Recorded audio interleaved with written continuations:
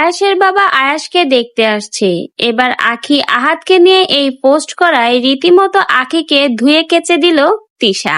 তিশা এবার আখিকে নিয়ে নিজে একটা পোস্ট শেয়ার করেছে। সেই পোস্টে তিশা লিখেছে, তিশার লাইফ থেকে আসার পরে এত খারাপ দিন দেখতে হচ্ছে যে বর্তমান বউ তিশার নাম নিয়ে ভাইরাল হতে আসছে।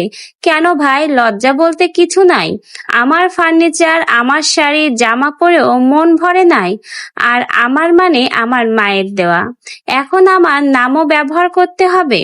আমি তো খারাপ, তাহলে কেন আমার নাম নিয়ে ভিডিও করতে হয়?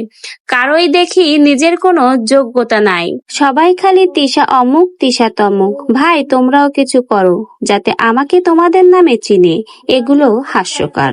এরপর হাসির ইমোজি দিয়ে শেষ করেছে সেই পোস্টটা তিশা। তিশা এবার আখির সেই পোস্ট দেখে রীতিমতো আখিকে ধুয়ে দিয়েছে তিশা তার পোস্টে। তিশা যেন আখির এই পোস্টটা কোনোভাবেই মেনে নিতে পারছে না।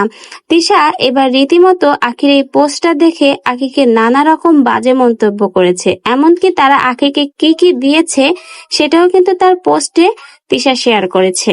এছাড়া তিশা তার কমেন্টে নানাভাবে কিন্তু আখিকে ধুয়ে দিয়েছে।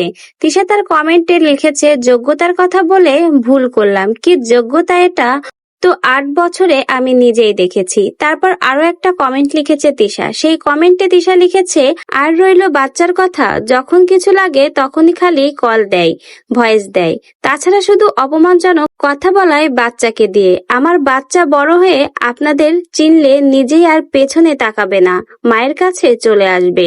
বাচ্চা নিয়ে কত সিম্প্যাথি কামাবেন আপা? আপনি এত ভালো, 2 বাচ্চা নিয়ে ডিভোর্স হইল কেন?